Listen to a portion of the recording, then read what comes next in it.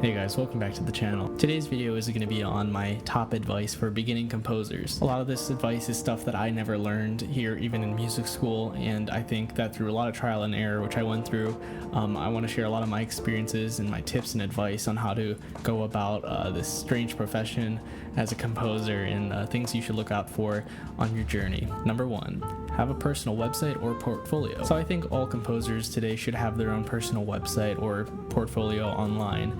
It's kind of like the central nexus of your brand essentially, and it's where everyone should go, that one central place where you can share your music, have your bio, as well as other important links that you can give out when people kind of search your name on the internet. This is the place where you also showcase all your published or self-published works. And having a website is different than just using social media, because on social media you can only share so much, and this is the one place where everyone's going to look to contact you or just learn more about you, and I think it's really important to have one. It's especially important to have your own domain name. So mine is carloslalonde.com. It's not like a Wix site thing at the end. It's its own name, and you do have to pay for that. It's not too expensive these days. You can use website builders and providers like Squarespace, which is what I use, and there's other ones out there, but I recommend investing in your own brand and purchasing your own domain name so you seem more professional. And I think that's going to be a really important thing as you move on down the road.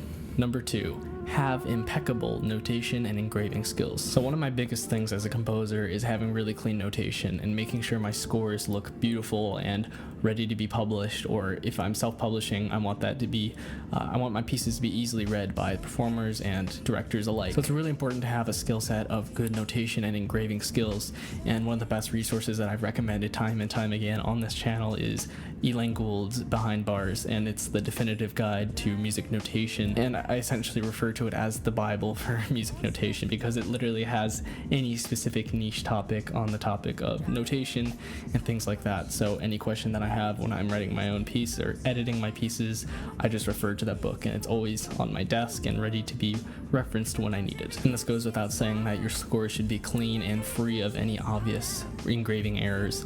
And I know engraving is not a black and white subject. There's a lot of room for interpretation, but there are some commonly used conventions that I talk about in this video linked up here about the importance of music notation, and you can see why I advocate for good notation skills. So check that video out after this one. It's also really important to have a cover page and some important front matter to your work.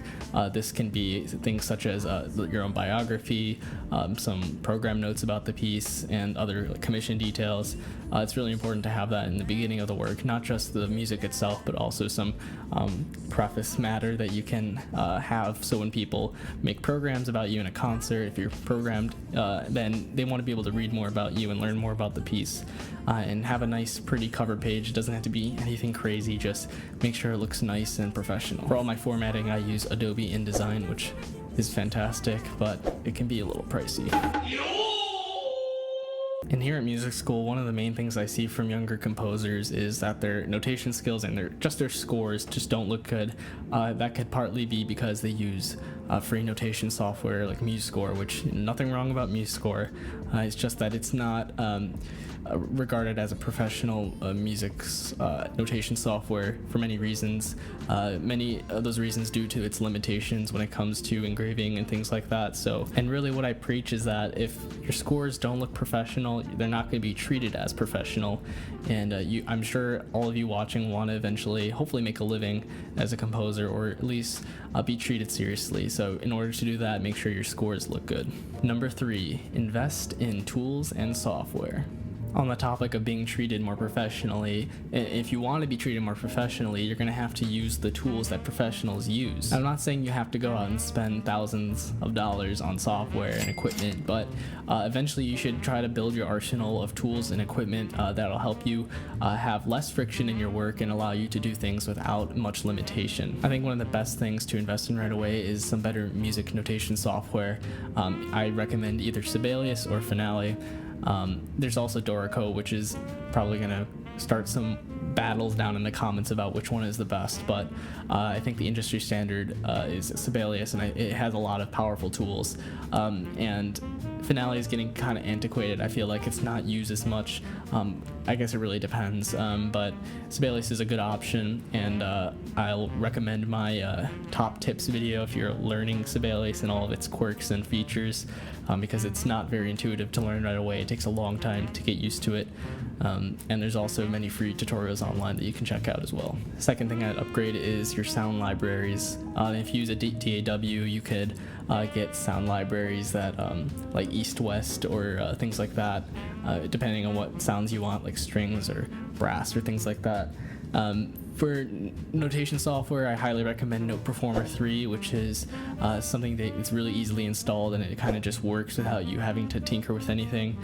So I'll link that down below. It's paid software, but once you pay the installments for about a year, I believe, then it's perpetual and you have it for the rest of your life. So highly recommended, makes everything amazing and makes composing really fun. And on this note, if you want to share your audio, your MIDI realizations on your websites, it's much better to use like a Note Performer realization versus just general MIDI or like Sibelius sounds, because it sounds they'll sound terribly awful, and using something like Note Performer kind of makes it seem a little more realistic.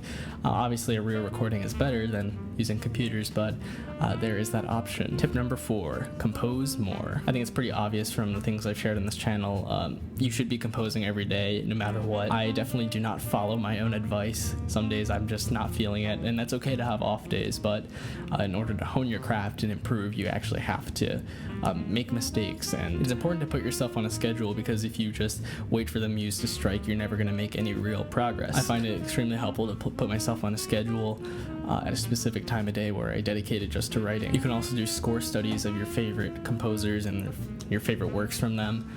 You can learn what they did to make it sound effective to you and what made it sound good, because you can ultimately use that in your own pieces and make it your own. Obviously not plagiarizing or anything, but taking what they did and putting it in your own way. Lastly, try to get a mentor or a composition teacher. And this is another pricey method, I guess, because you do have to pay for these services, but I think it's extremely useful. And they have tailored advice just for you, because they look at your pieces and they suggest things that, you know, maybe this will work if you try this.